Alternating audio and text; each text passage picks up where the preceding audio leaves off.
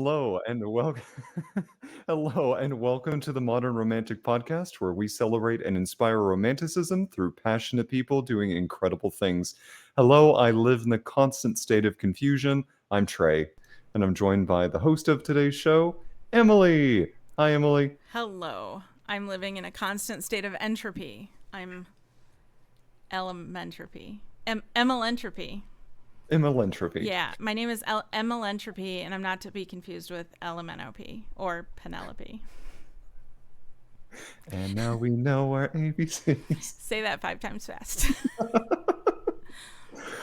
Well, Emily, it's another fun week here on the podcast, and it's great to see you again. But I really can't wait to get to our guest today. Would you do us the pleasure of introducing our fantastic guest? Totally would. Today we have with us actor and advocate Bodee Jimerson. Welcome to the podcast. How you doing? Thank you for being here. Thank you for being here. Awesome. I'm excited to be here. Very cool. You are hailing from Oklahoma, is that right? Yes, Cherokee County, Oklahoma. And it is really cold there right now, right? It is not. It's actually today was it was a little cloudy. I woke up this morning, had pants on, and then by the time it turned noontime, I'm in a tank top. That's why I was saying you guys look like it's freezing there where you're at. We just put a flannel on in August. It was no big deal. Yeah, it's fine. I wear full body sweats in 100-degree weather. It's cool. It's cozy. I want it to be fall. We like to pretend that it is not so hot out. But were you in Florida recently? I was, yes. I went. We took the kids and a couple of their friends to. We went to Destin and had a good time. Stayed there for a week.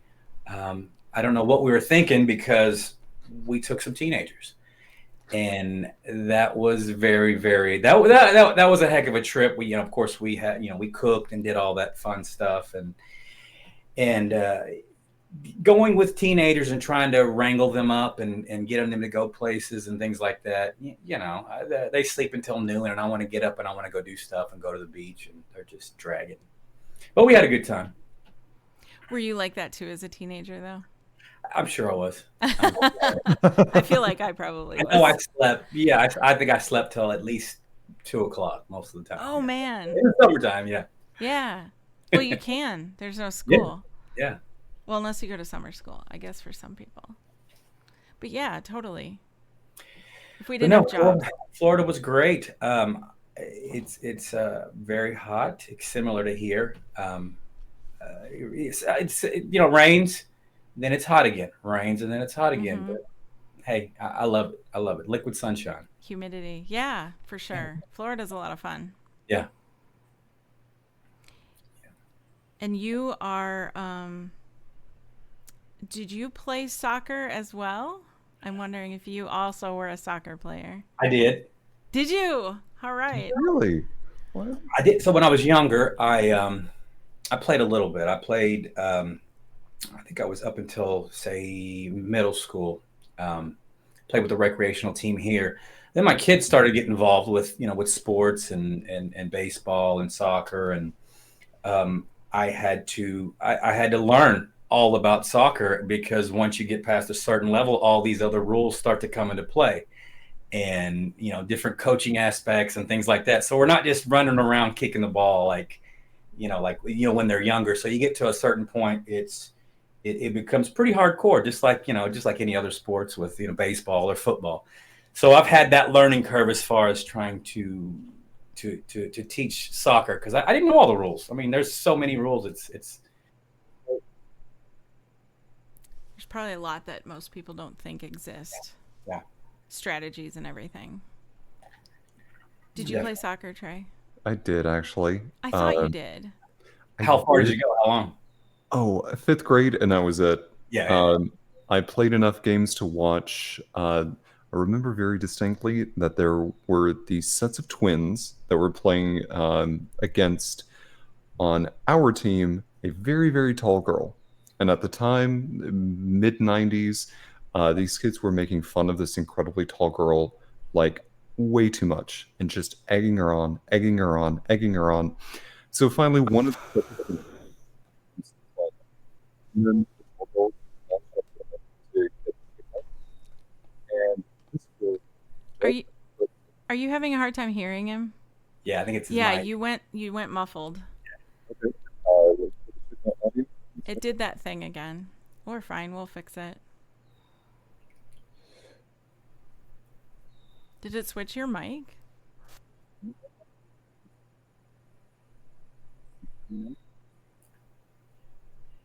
Testing. It's muffled still. I mean, barely detect what you're saying.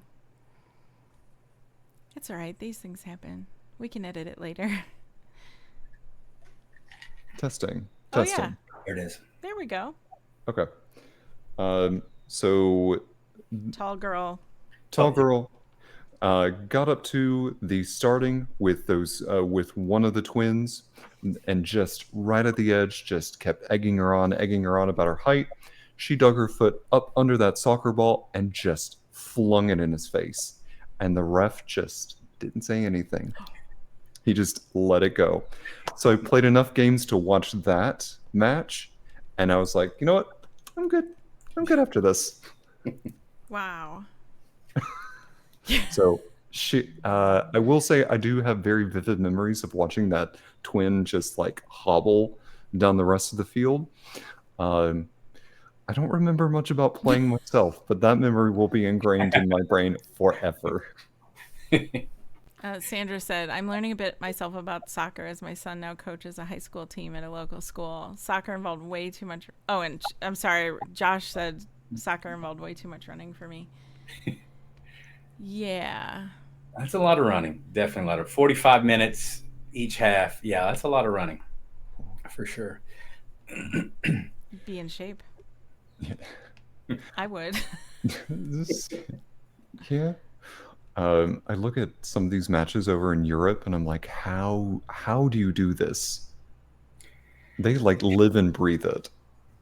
It's especially around here in our area, it's not a big sport. But when you get talking to people, see some of these fans, they're so passionate about, they're talking about a whole country that's rooting for the team here. And I'm a football fan, so I'm that way with my football team, the Buffalo Bills. I'm passionate about that, but you got some of these teams that, I mean, you see them when they win, they're crying. When they lose, I'm like, it really means something to them, and I like seeing that, and when somebody cares about it that much, fans or whatever. Yeah. That's big passion. I like that. Yeah. Do you follow any like worldwide teams? I watch a lot, just because I fell in love with the sport from my kids, really. I mean, I enjoy the sport, but it's not big here. It's just not big, and my kids stayed with it, so I stayed with it. So I had to learn all the teams and the names and all the people, and I fell in love with it, and it's great. It's just Cool. here in my area, it's hard to, you got football parties on the weekends, things like that people go to, and here with soccer or football, whatever you want to call it, is you don't have a lot of that going on. You don't have it going, matches show at Buffalo Wild Wings, stuff like that. Right. Marketed as much here, Did you grow up in Oklahoma then? I did. Okay. I did. Yes. Born and raised, country boy. Now I'm a city Indian now. So yeah. Nice. Do you miss the country at all? Yes and no. Okay. The one thing about living here in Tahlequah or in Oklahoma, there's not a whole lot of, on a Sunday, the wife and I want to go out for some brunch, right? You can't get that. You got to drive a good 45 minutes somewhere. And I get tired of that, the traffic, stuff like that. But then again, I like sitting alone on the back porch, just chilling and maybe going fishing, where time just stands still. That's what I love about the country. Time stands still, and I can just be lost, and I don't have to have my phone with me. I don't have to worry about whoever's with me is with me right here, and let's enjoy this moment. That's what I love about the country. Oh, 100% agree. Can confirm. Yeah. I live out in the country too. Oh, sorry, Trey. Oh, no, you're good. My grandparents had a farm somewhere out in the country, and it was one of the most peaceful places to walk onto some of their acreage.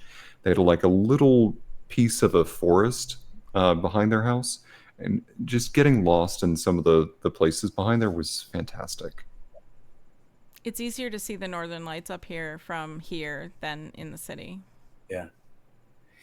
Yeah, I grew up. I think it was about a mile and a half, 2 miles from a swimming hole and the Illinois River, and we just got so much beauty here.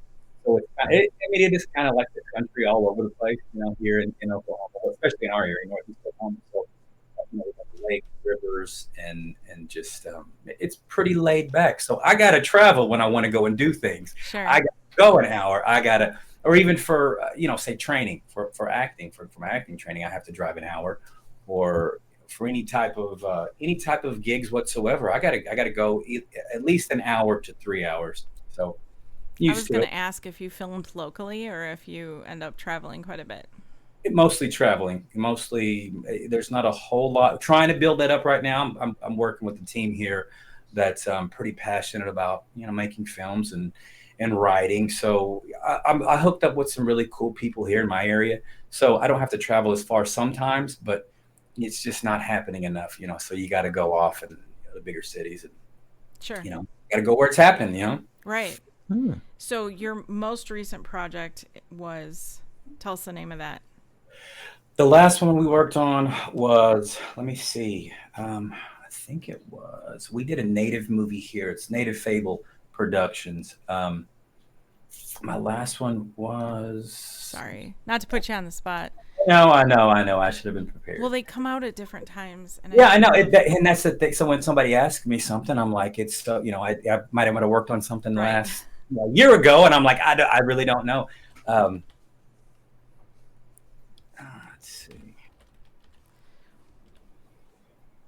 I got some of my older stuff here. I didn't know if Primary Contact was the last one. That might have been. Yeah, that was one of the ones that was most recent. Actually, I'm going tomorrow. I'm working on a film, and I'm going to, where's it? Scott City, Kansas. Never been. Where it's at. I know it's about 7 hours. That's all I know. Supposed to be shooting a big native scene there. It's a Bell Star. Indian Territory is the name of it. Indian Territory. Nice. And that's some of the same people, the same group I work with whenever we have shoot films here. Mhm. So I'm going to be busy next couple of days, and which is great. It's kind of one of those things where everything kind of just snowballs. I think you guys got a hold, or somebody got a hold of me, a while back, and then the closer it comes to this date, the Monday, I'm like, I got something going on, and then I've got something else going on, and I'm trying to manage all this and still maintain my job and be happy and juggle everything, and so that part's difficult. But I'm doing it. I'm here. Yeah, Minute. you're rocking minute. it. Absolutely. So, kind of talking about getting into the arts, you were born and raised in Oklahoma. How did you get into acting, and how did that bug bite you? Man, that's a so okay. Let's start with where it bit me. I guess was back in it was probably 2016, 2017. So I was asked to do a market or a promotion for the Cherokee Nation through their tourism department.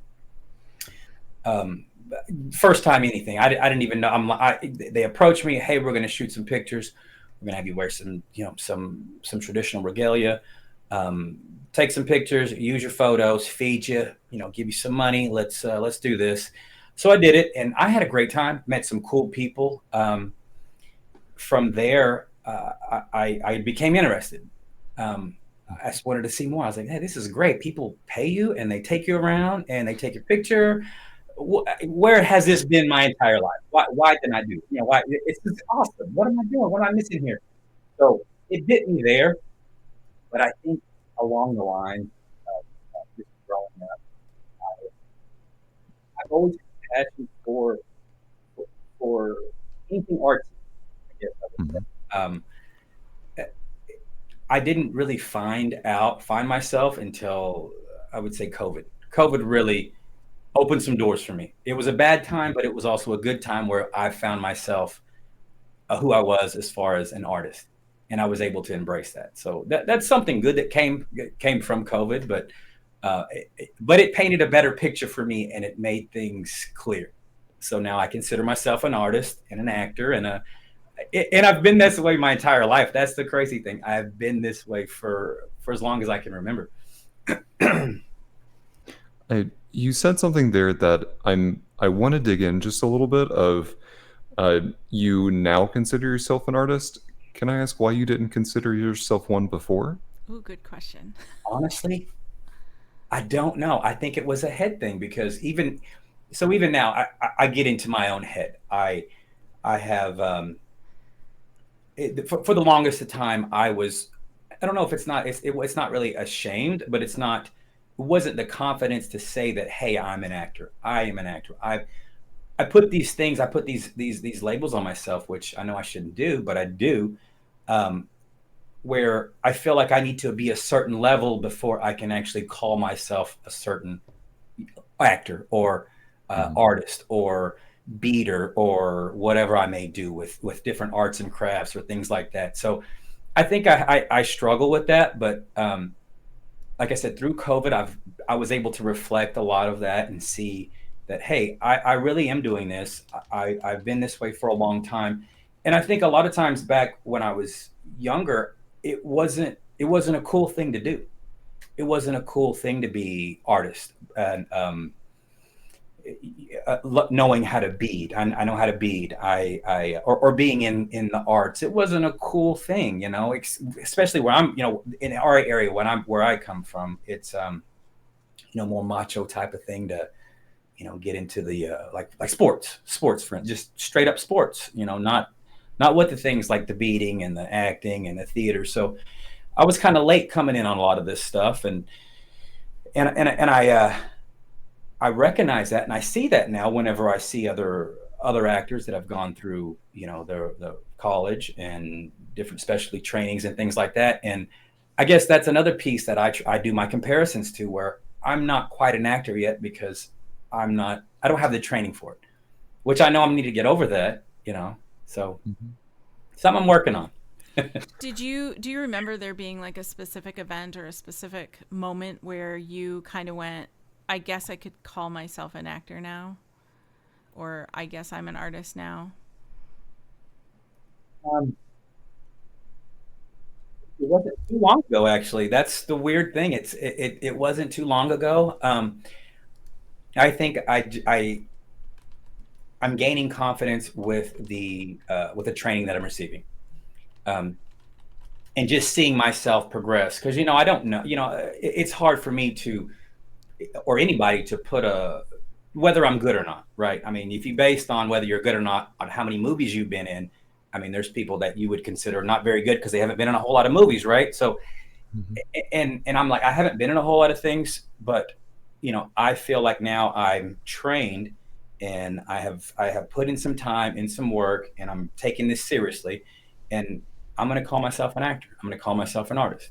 I'm proud of it. I'm going to wear it. I'm going to wear that, and I'm proud of myself for that. That's something that I think I was at a, I was at I was here in my town. There was a Tahlequah, it was a chamber meeting, and for some reason I showed up, and they were having a guest speaker, and I was going to show up, and we introduced ourselves. I stood up and I said, my name's Bodee Jimerson, and I'm an actor.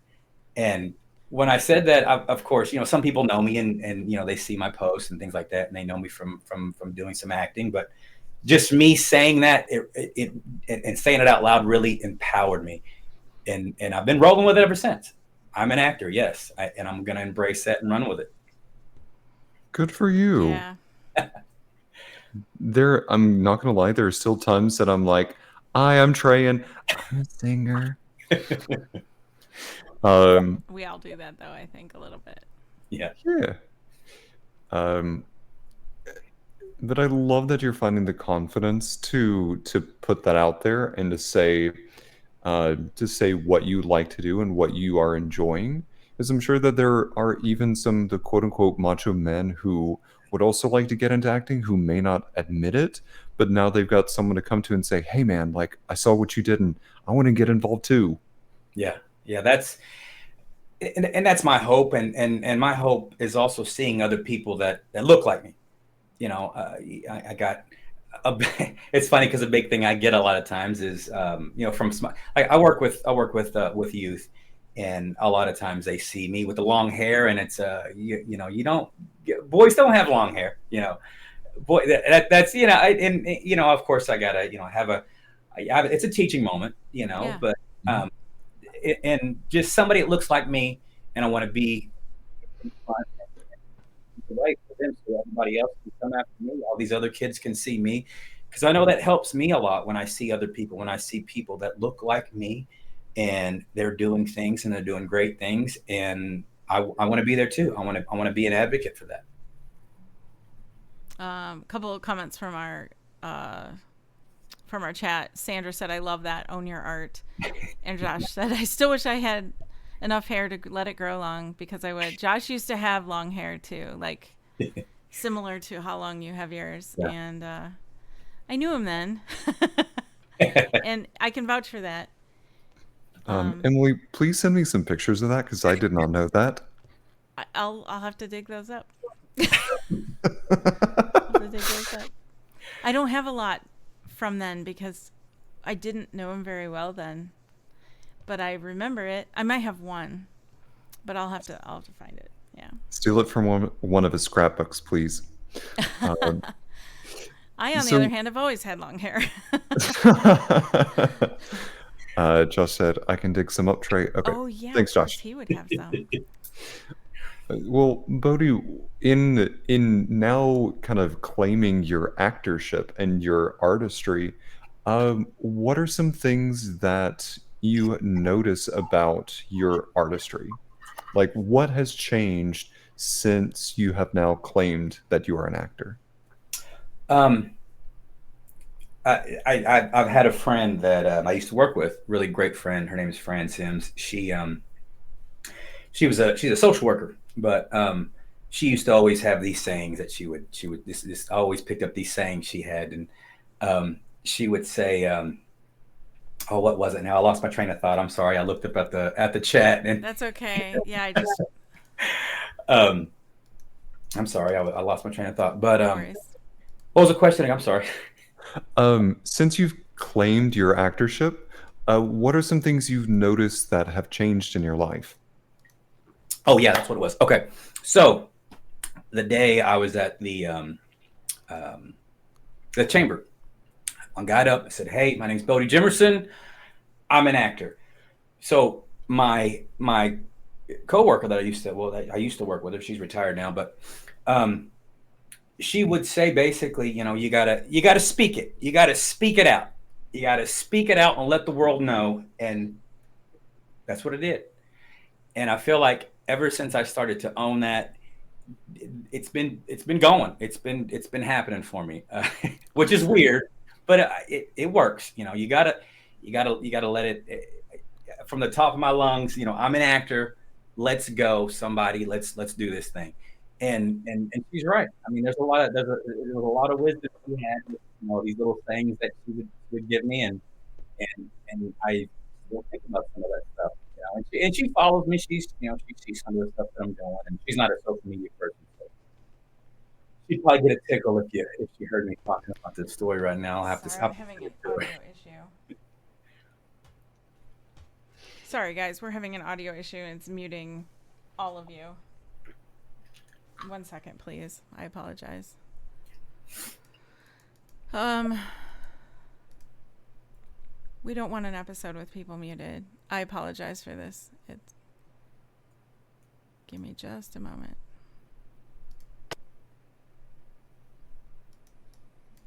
Okay. Can you say something, Trey? Something. Okay, we're good right now. We're good. Okay. So I did hear part of that. Can you repeat it? I'm so sorry. Yeah. I'm gonna try. Yeah. Where'd you hear? Where do we? You were at the council meeting. Oh, You no, had we're at. Yeah, yeah. Okay, I got you. I got you. No, I'm at this. At a meeting here in town with the chamber. I introduced myself. Hey, Bodee Jimerson. I'm an actor. Um, and a coworker that I used to have, she used to tell me, and she used to say, if you want to do something, or if you want to, you need to speak it. You need to speak that out. Shout it to the heavens, or whoever's listening, say it. And Mhm. so I guess the question was, how did it get going? Is when I put that out in the world, somebody listened, whoever listened, whatever it was, and it just started going after that. Um, just different opportunities come up, and I'm taking them. I'm taking a shot. That is awesome to hear. But yeah, it just and I was saying that this my friend I used to work. She's a dear friend now, retired, but she would say things like that. She would give me these little stuff that when she says it, it's kind of the back of my head. I'm like, you know what, that was what she said. It's put it out there, and it's something simple as, let the world know it, let the world see it. Hey, Bodee, yeah, he's an actor. There it is. Embrace it. Let's run with it and see what happens. And that's when things started happening. You know, I started to accept that and gain that confidence. Yeah, and there's a level of authenticity that's there. You said earlier that it's something that's always been with you, and Yeah, now you're Mm-hmm. claiming it and speaking it into existence. yeah, yeah, yeah. And I, Um, oh, go oh, ahead. go ahead. No, go ahead. This is how we do. I don't believe that that is necessarily always like I know there's a lot of people out there that'll be like, oh, okay, well, spiritually, is that a thing? And we don't even have to get into that because your life has shown that to be true. Yeah. I've seen similar things in my own life, like even with this podcast, we're like, all right, we're podcasters now. When we started really saying it, when we started really like putting it Mhm. out there that this is what we are now, our podcast grew. Yeah. What? We have the numbers to prove that. And so it was beyond just giving ourselves the confidence to be podcasters, Mhm. because saying it out loud will do that. Kind of like how mantras work. But Yeah. also, like, it let everybody else know, like, oh, you're actually a podcaster. I should listen. Or Mhm. I don't know what went through their heads, but like, it did work. And I feel like that's powerful. It's Yeah. just like when you're looking for a job, and if you don't tell your friends, they're not going to tell you about the job openings around. Yeah. Yeah. Yeah. Yeah. Yeah. Yeah. Yeah. I think that was that big thing of just of owning it. Own it. That was a Yeah. big thing for me, is owning it, and yeah, embracing that. I'm so thrilled to hear you did. Yeah. I'm curious for your take on acting. Everyone kind of has their own mantra when it comes to getting in the mindset or establishing characterization, and everybody's quirks are a little bit different. So I'm curious, what is your methodology for characterization? You know, I have this, and this is some of the things that I've studied at Cody Mayo Studios in Tulsa, Oklahoma, and he's been great. I really connect with some of the things he's saying, and that's a great, that's a really important thing to have, and finding that person that clicks well with you. And I feel like I'm at home there at his studio. But some of the things that I'm working on there is, that prior moment to your scene, the prior moment going into that scene, whatever that may be, whether it's super emotional, I'm angry or I'm sad, is that prior moment before going into that scene of how I'm going to get there. So a lot of times I will use things that are going on in my life and relate to whatever my character is going to be doing. So I think that part is very difficult for a lot of people. I think I have a lot of things of just I work with youth at risk, and I've seen, and I've been witness to a lot of different uh, trauma in these young people's lives. And I'm not a counselor, but these kids bounce stuff off of you. So you hear things, and things that are going on, and I can recall some of those things. And I can recall some of the things in my own life, and put that in a place where I need to put it whenever I'm going to. And it's really difficult to do, but for some reason, and I think that has to do with some of that, as far as me working with youth, and it being witness to some of this stuff, some of these things, because there's a lot of people that don't, you don't see this, or when you're working with some of these kids, and they come from some bad situations sometimes, bad home environments, drugs, alcohol, things like that. So yeah, that's, if that answers your question. It does. It's pulling from your real life to kind Yeah. of inform some of those decisions. And how, like, emotionally, that is a lot to take on as a person. Yeah. Um, so on the flip side, you're expending yourself emotionally as an actor. You're expending the emotional side and being there for some of these youths. So I'm curious, what do you do to kind of uh, find yourself again and kind of find your center? Good question. Yeah, that's important. That is huge. And that's that's another big piece of that for me, as far as is mental health. Um, Myself struggling with a lot of this stuff, because I carried a lot of baggage from working with youth, um, that I didn't realize that I had. And that time, like, I keep going back to this time where COVID was hitting me pretty hard. And almost like it was a reset button for me. I hit the Control Alt Delete. I reset myself, and I was able to reflect on some of the things that was going on. Back when I was working with kids, and all these crazy things that were going on, and I was witness to. And then, I've embraced, and I found myself, and going back into, as far as mental health, is seeking out a therapist. Um, that's one thing. I work out. I work out a lot. What else? I love being outdoors. We got a lake, we got a river. On every weekend, I'm at 10 Killer, hanging out the camper. Um, yeah. Other than that, there's not a there's I was getting into meditation there for a while, and I kind of fell off. I don't know why, but it was great when I was doing it. I was getting into yoga and meditation. I All need to right. get back into that now that I'm thinking about some of the things that I do for my mental health. Need to get back into that. Would you say some of the beadwork you've done has helped as well? Like, is that an outlet for you too?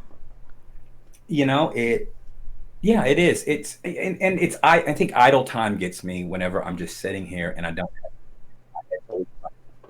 I gotta keep busy. I gotta do things. And yeah, one of the things that I do is I craft. I make things. I make beadwork. Oh, I I'm do. sorry, we're having an audio issue again. It's me. Can you say something, Trey? Say something, Trey. Okay, we're good. I'm so sorry. I have a wire connection issue on this end, and I'm trying to physically hold the wire. And I don't want to stop the show, but I think we're good for now. Can you say something else? Something Yeah, else? we're good. It's clear. Can you say again what when you said you don't like when you're just sitting around? Yeah, I have. So when I'm setting idle time, idle hands, however the Mm-hmm. saying goes. I gotta stay busy. I need to be busy, and I have to be doing something. Hands, whatever. I got to be thinking about stuff. So um, I do a lot of beadwork, or I think I was doing. Before that, I was. I pick up things. I pick up things, and I get pretty good at them. I dive in. I learn all about them, and then I kind of get bored with them, and then I go back to them. So that was the thing with yoga at one time, yoga and meditation. I got into it. I got into it really, really. In depth, doing yoga and doing meditations, and then I fell off. But um, as far as beadwork, yeah, it passes the time, keeps me thinking. I gotta, my hands are constantly moving. So yeah. The beadwork you were doing, I saw some of it on your Instagram, and it looks really cool. You had a hat that you had gone around the brim, and then you had a pair of shoes that you had like kind of gone around the piping. It was so cool. Tell us more about this. I wanna hear about this. It looks so cool. You were showing me this hat before the show, and it was so cool. So just a disclaimer: I am not a professional, but yeah, I just started. It's crazy. I just started maybe maybe a year or so ago, Yeah. and yeah, and people like it. So I'm yeah. But yeah, here's some of the stuff. It's something I'm working on right now. It's beading on a loom. But Oh there's some yeah. I love cool. Oh, those wow. colors. It's kind of they're kind of diamond shapes in a sunset kind of color palette. Yeah, I'm making this for one of my friends. She's a teacher at Tahlequah, and their colors are orange. So that's with the orange and the Sure. yeah. So what Wow. you've done with some of your other beadwork is actually apply it to some of your clothing or accessories, which I think is a really cool and interesting way to incorporate that. Yeah. You gotta look smooth. Gotta have the look. Here's one that goes along with the look here. Yeah, Wow. Okay. totally. I love that. So for our listening audience, he's currently showing off a hat with some incredible beadwork going across. I will say, once you're done listening to this podcast, wherever you're enjoying it, please go check out the visuals on YouTube. You can find this. You can find this very stylish hat and other like it at Jimerson on Instagram. And then you can also see the visuals of him displaying that on our YouTube page. Do you get requests from people? Yes, I do, and so when I got into this just out of boredom and staying busy, and and just trying, doing something, keeping me busy, and I got pretty good at it, I guess. And people start asking, "Hey, can you do this? Can you do that?" And I try to tell them, and it's so crazy because they look at me like you're stupid, because I say, "Hey, I don't do this for I don't do it for that. Basically, I don't do this to sell to you. I'm not I most of the stuff I have, and I give it away, which Mm, is crazy because you can sell this for blah blah blah hundreds of dollars, and I'm like, I didn't get into that. I did not get in it for that. right. If it becomes that, then I won't want to do it. That's so it kind of it kills that creativeness for me. And when it becomes a job for me to do that, it's all over. So You want to do it for Absolutely. fun. yeah, yeah, Yes. Yeah, because you don't have to do art to monetize it. yeah, yeah. I will admit, I think I did that to Seth. He's actually looking at getting into the nickel harpa. It's a type of like bowed instrument. And I was like, oh, well, you could play that at the Renaissance Festival. And he's like, I saw the look of like get paid to do something versus having fun with it. And I was like, maybe shouldn't have said that. It just kills everything. I'm It like, does, yeah. Yeah, but no, it's I really enjoy it. It's fun. I come up with patterns and the color schemes, and it's I love it. It's great. Do you know I could see that bead stuff, the beadwork? I'm sorry, that was a poor term. I don't know what you call that. Is that just called beadwork? Yeah, beadwork. Yeah, Okay, I could see that around the edge of a hoodie, like around the hood. that would be cool. Yeah, that would be cool. Oh. Yeah, this is cool. I like this. We No, can. I've been wanting to do cool, like really cool high end stuff. There's some people that actually go and they get, like expensive bag, the Louis bags and all that, and Yeah, they will beat on them, and it's just amazing what you can do with some of this stuff. Haven't I gotten believe it it. yet, but it's if I get bored, I'll probably maybe do that. Maybe get something for my wife or something. A nice purse with some beadwork on it. That would be so Yeah, cool. yeah, It makes it one of a kind. yeah. Yeah, I love that. We're all gonna take up beadwork now, right, Trey? Yes. I feel like Let me I just. did. Oh, go ahead. I was just gonna make a joke of let's go get a Louis bag and then let's just beat it. Right, let's just go. All of a sudden, your Ren gear is getting beaded, and No. no. That's what you run into. Yeah, yeah. You kind of run into that. You start beating this, and you got a beaded keychain, got beaded shoes. Kind of a thing. Yeah. All your You accessories. can get carried away. Yeah. I can see why though, because those Yeah, colors that's are so cool. Yeah. awesome, and yeah, That's that's one. really Yeah, one of a kind. One of a kind. yeah. Do you sit and like do you watch TV while you're doing something like that, or do you just sit and zone out or play music or? Music. That was another. Yeah, that's another thing. Mental health was music. Oh my God, music I got to have it on all the time. Is just before I got on the podcast, I was jamming out, and it kind of calms the nerves and gets me in a place, you know, in a place, in my happy place. What can we ask? What kind of music? Oh, I'm all over the place. I'm all over. That's awesome. Right now, if I can tell you right now, I'm listening to a lot of Tyler Childers. I'm a country boy and at heart, so I got a lot of red dirt country stuff. Of course, coming from our area, you know, you got a lot of that. And you know, the funny thing is, just before I came here, I was down at we got a local pub down here and listening to some live music, and it's great. But yeah, Tyler Childers, Red Dirt, Turnpike Troubadours. A lot of local guys here, you know, it just, there's so much talent in this area. But, you know, I grew up, the funny thing is I grew up listening. My mom and dad loved music. So I grew up listening to like a lot of Hank Williams Jr. with my dad. Okay. Let me see what else here. A lot of Buddy Holly. That's probably one that might throw you off a little bit. I don't look like a guy that listens to Buddy Holly, but hey, buddy, I can karaoke with the best of them. Yeah, we're here for it. Yeah, right. And go. No, I'm just kidding. Chuck Berry. I don't know if I could pull some of those high notes off. Chuck Berry. Trying to think of who else. The Beatles. My parents love the Beatles. Prince.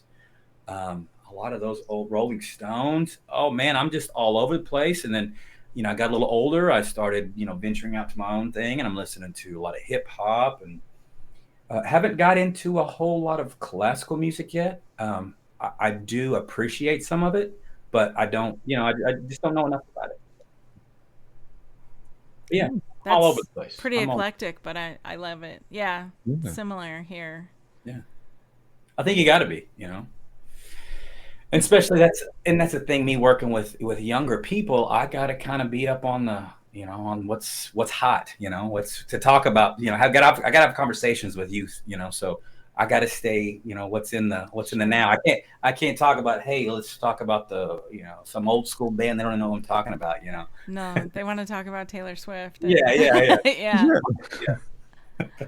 Well, I think we live in an age too where instead of having to listen to one radio station with one style of music, now we have streaming where you can make playlists and you can explore, and it'll suggest things to you that maybe you haven't heard before and you might like. So we have a better way to have access and to experience other types of music. Yeah. You know, I came across it's Duran Jones, I think is the name, and it's more like I try to find things. So a lot of the songs, of course, you know, if I'm at a family function, I don't want to have vulgar lyrics playing. So you got to, and I want to, you know, a lot of the music I listen to is going to have some vulgar, you know, music, vulgar lyrics. Sure. So I'm trying to find something to listen to over the holidays, but that I still like, what's a little funky, you know. Mm-hmm. So I found this. I think it's Duran Jones, or I can't remember the name, but yeah, a little funky beat. It doesn't cuss at all, and I can dig it. I can dance and, you know, walk through. If I'm you know, Thanksgiving, I'm, you know, just dancing through and hanging out, and I don't have to worry about saying the F-bomb somewhere, you know, sure, in the lyrics where the little kids are around, you know. It's kid and grandma friendly. Yeah. Yeah. I think I've heard of Duran Jones, but I'd love to get more music recommendations. So if you have anything else, like, please send them my way. I want to say Duran Jones and some, I can't remember. Yeah, but yeah, and that was one of those things I was, you know, scanning through, suggested this. It was funky and I liked it. So, yeah, we talked in a recent episode about sharing playlists. Who was that? That recently. And we were like, yeah, send over the playlist. We'll share it with our audience because everybody was interested. And I think that would be such a cool thing. I don't know. I'll be honest, I don't 100% know how that works, but if you have a playlist you'd share with us, we'll happily post it. Yeah, for sure. I don't remember who that was. We had Cliff and Susan on Prowse, and was it them? I think it was David Scott Benet. Oh, yeah, that's who it was. You're right. You know, you can get to know somebody really well by just checking out their playlist, you know? Yes. Really? You're like, Emily, I had no idea. I might surprise. Well, I think it would be surprising for anybody, though. I mean, Yeah, Trey, yeah, yeah. I mean, I wouldn't look at me and think, I listened to, Buddy Holly, Chuck Berry. I never would have guessed. Can't judge a book. Yeah, it was exactly, Yeah. exactly. I mean, I've definitely seen Emily rock out to Def Leppard. Have you? I'm thinking Slipknot or something like that, maybe. I don't know. Oh yeah, some good old Slipknot, some early '90s ska. Honestly, I can see it. there are some songs. Yeah. I mean, I'll, I don't know. I'm losing what the terminology I was trying to use, but yeah, I'll sit and pick one from each little era, and sure, why not? It's fun. I think it's fun to be musically diverse. I think it's more cool now than it ever used to be, because I remember a time when, like, in high school and college, when if you said you listen to country music, I grew up around Chicago, so to be fair, it might have been an area thing, a regional thing. But if you said you listen to country, there were people that would be like, ew, what is wrong with you? And the same for other genres of music. And now I feel like it's a lot more open, and it's a lot more, because maybe of it being accessible. I think it's like a crossover too. You got a lot of people kind of crossing over, A lot of people featuring other artists in there. Yeah. I love that. It's a little more inclusive too, so people aren't quite so ostracized by or labeled by the music they listen to. That's such a silly aspect to. Except for Trey, who only listens to Teletubbies. We don't understand that. I mean, why you gotta hate on the Teletubbies? I mean, like, geez. I'm just kidding. That was a terrible joke, and I'm sorry. Also, let's not forget the Wiggles. Like, please and thank you. I'm so sorry. Right. I remember that. When my boys were little, they used to watch the Wiggles, and I was like, what is this? What's going on right now? Because they did the whole live touring. That's the Wiggles, right? Am I thinking of that? Yeah, you're right. Yeah. I was like, I remember that. I remember that from my kids. I used to watch that. The Wiggles. Oh, now they've had like 3 different cast changes, but that's neither here nor there. We're gonna have the Wiggles on our show. You know what? Actually, that would be really fun to talk to them. Let's talk about making that happen. Well, along the lines of having different musical influences, I'm curious who your inspirations are for acting. Like, is there a person or a group of works or other artists that you continue to go back to for inspiration? I want to. So there's a guy that when I first started, or in my earlier career, I was cast on as a stand-in on Tulsa King, and this is so I don't know so this is all pretty. I'm a rookie at this point. I don't know what's going on with anything. There's, hey, can you do this? And I don't know what the job is, what I'm doing. I'm there. That's all I know. Yeah. So I got to meet some cool people and hang out. And the guy that I was standing in for ended up becoming a good friend. He's a fellow native actor. His name's James Whitecloud. And the funny thing is I a couple of days before the podcast, I reached out to him and I said, "Hey man, have you ever?" Because I know he's done a few things where his career is starting to get out there. He's here in Oklahoma, and I go to him for some advice, and because he's been there, he's been around, and he knows some things, and he knows some people. So I texted him the other day, and I asked him, and hey, you been on a podcast? Yeah, piece of cake, be yourself, do this, do that. Hey, and I'm talking to him, and I'm saying, why, I'm wondering, why does somebody want to talk to me? What do I got to say? Because I try to downplay myself a lot. I do that, and why, what's so, so I'm talking to him, and he comes back with hey, you've done some really cool stuff, because there's some stuff that I've done with him, and he's been really supportive, and I know I can bounce something off of him, and he's going to give me a genuine answer. So I say, hey, bud, he shoots back with, hey man, you've done cool stuff. There's things that you've done and that's all I needed. And that's what I told him. I said, man, good talk, brother. I appreciate it. So yeah, that's something I can say that I value a lot, that friendship. And I've worked with him at least, I'm gonna say 4 films so far. Wow. And as far as other actors, I love Denzel Washington. Denzel's my guy. Anything with Denzel, my guy. Yeah. Great. Um, Somebody recently that I'm enjoying is Walter Goggins. Hmm. Yeah. Trying to think of what have you been on? Justified. Justified. Guess what's Justified? Think what else here? I'm looking him up quick. Been a lot of. He's been in Walter Walton. Goggins. Yeah.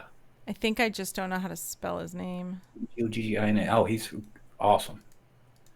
Was he in? Oh wait, no, I think that's the wrong thing. I'd Never have mind. IMDb and what's the most recent. I just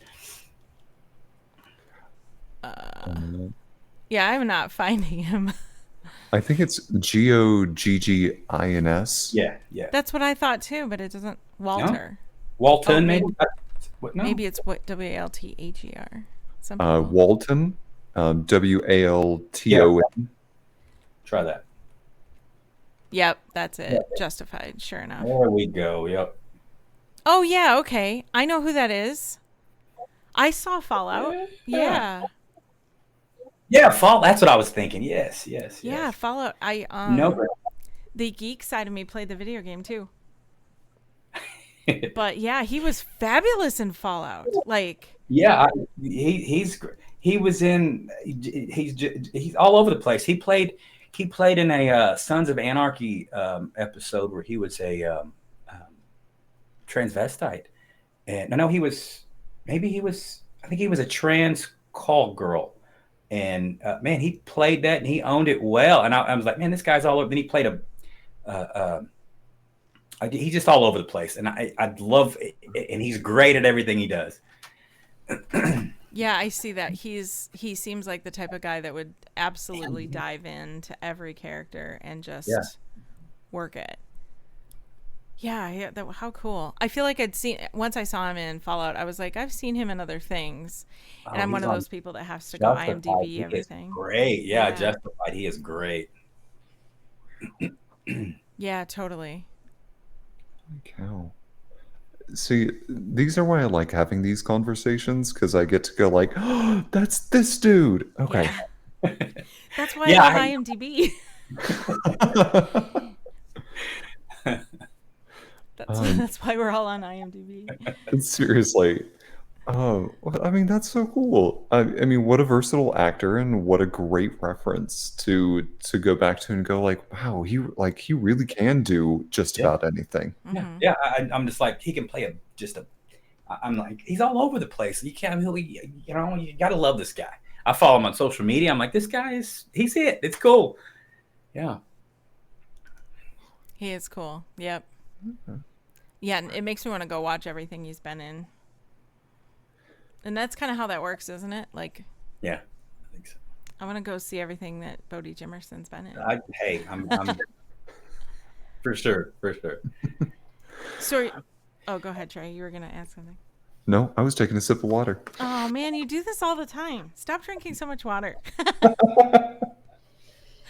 What are you working on now? Or do you have something coming up that you can talk about? We're working on a film called Indian Territory, Bell Star. Native. But we're shooting a big native scene tomorrow. A lot of times. Can you say the name of that one more time? Indian Territory. Okay. IT for short. Indian. It's a Bell Star movie, but we, a lot of times I'm at the point where I'm not, and this is something I'm working on, of course, with training is getting getting lines, getting cast as a supporting or principal role, because a lot of times I'm like a featured background, or I have small goals. I'm working on them, but Sure. it's fun. But yeah, we're supposed to be in a hunting party, Scott City, Kansas, next 3 days. So I thought that'd be fun. I hope it's not too hot, but hey, most of the time running around in small, breechcloths and small little things. So, Right. but it's fun. It's fun. When you're portraying, I don't quite know how to ask this question, so I'm just going to go for it, Yeah, and maybe you can help me out. When you're portraying a very specific native thing, Mhm. like you portrayed a medicine man Yeah. recently, do you get asked questions about like how should this be, or like maybe you don't know anything about medicine man and you just like, or do you get asked for your input on how your character would be or should be? For sure, for sure. So with a lot of people that I'm working with here in town and that are local, these local creatives that I'm with, a lot of them are native. Okay. A lot of them are Cherokee native. And we do consult with other. So the last film we did was it was in Cherokee. It was in Cherokee language. That was the I'm sorry, I get it all up That's here. awesome. And this had this was under the native table where I'm sorry, my audio's doing this again. Give me 1 second.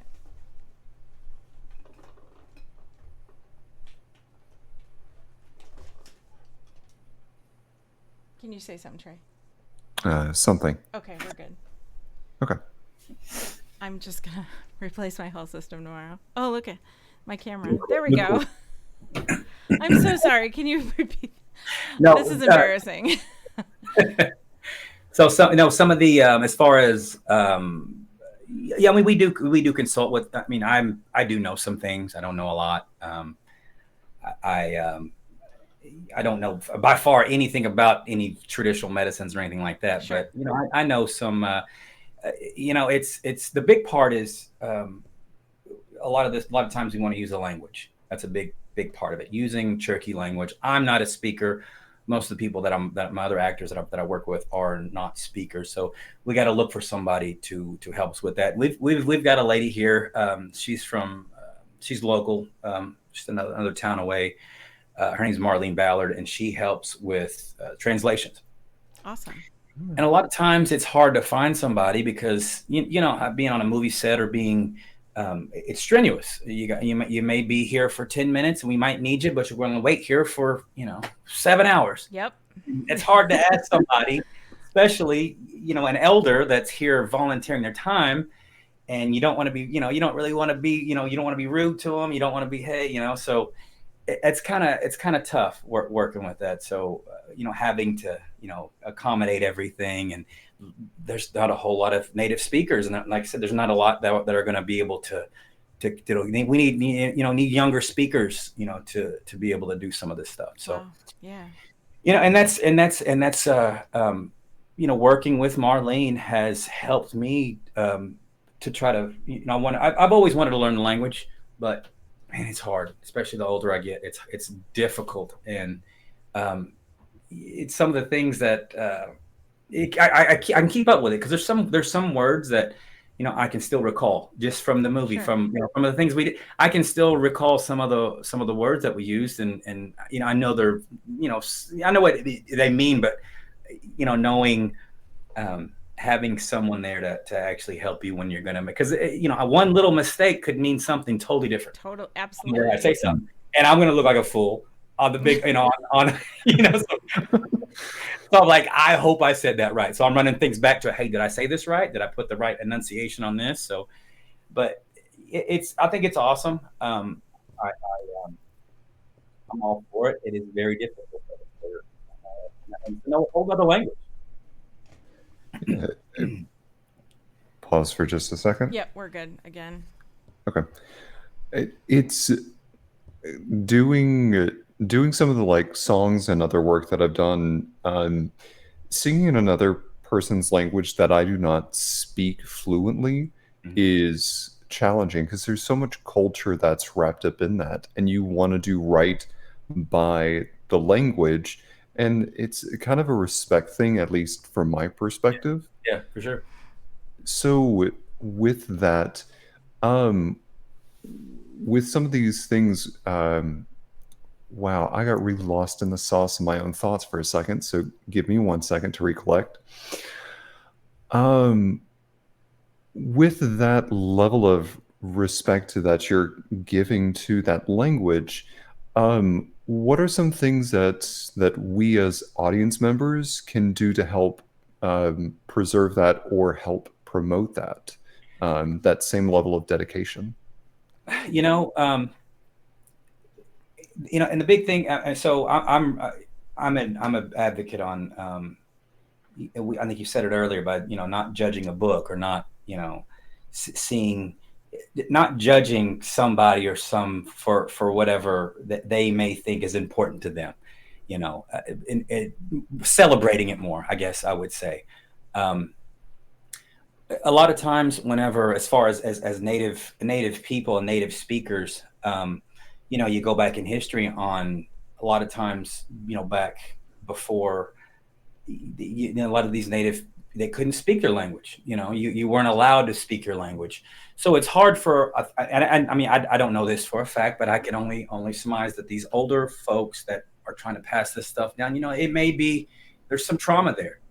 There's got to be some trauma there from this stuff.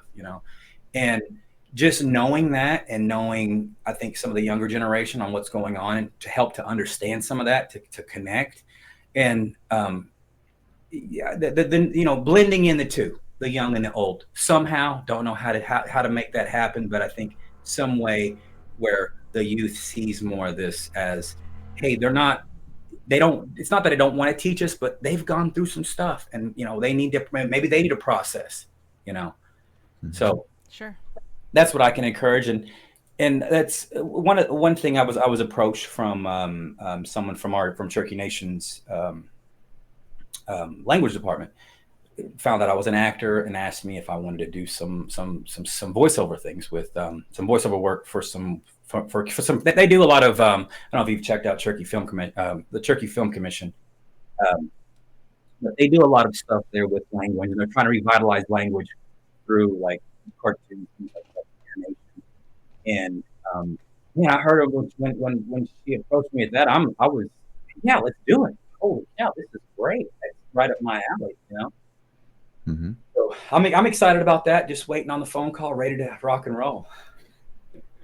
That's so cool. I love that they've asked you and that you're really open to that. Yeah, Um, I, what a cool feature to be like recorded forever and ever and all time to do a voiceover for the Cherokee yeah, Nation. yeah. That's very That, cool. that would be That's awesome. awesome. That would be awesome. Long, Uh, long as I get the dialect, long as I have that right, along with plenty of coaching, I can pull it off. I don't want to say the wrong words. Sure. oh, no. You Well, got this. Yeah.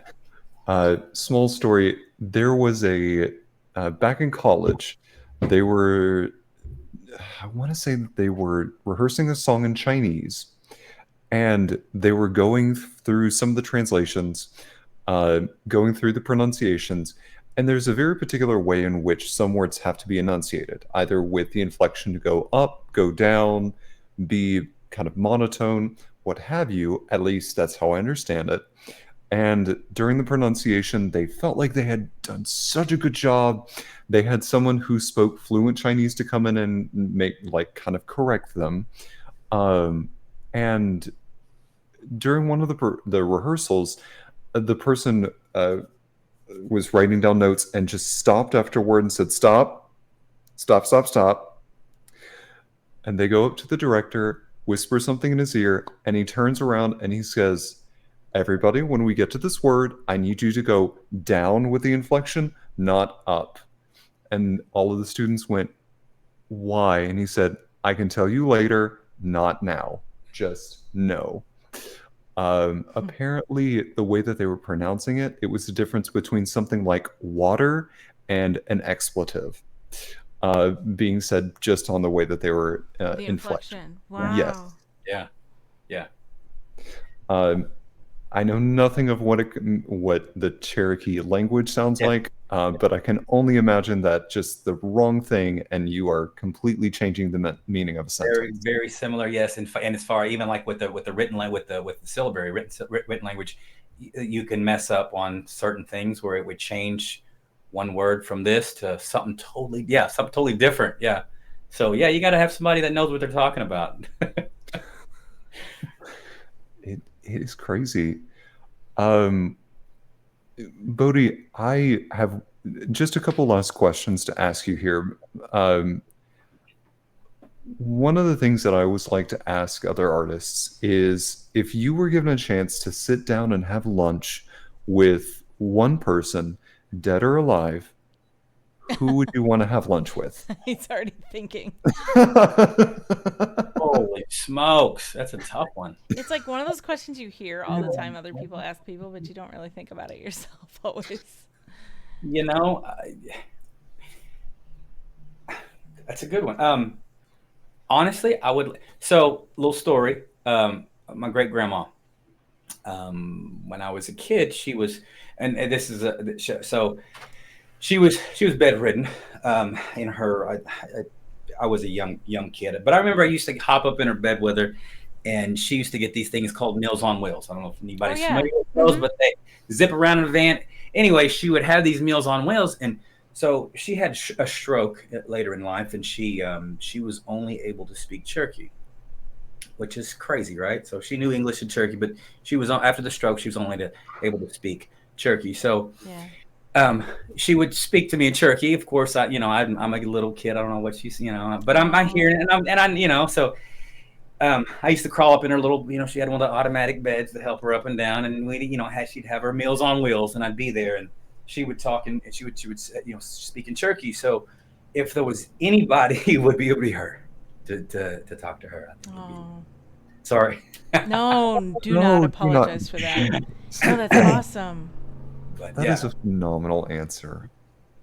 I think it'd be and be able to understand her, right? Because she was speaking Cherokee, so yeah, Yeah. that'd be great.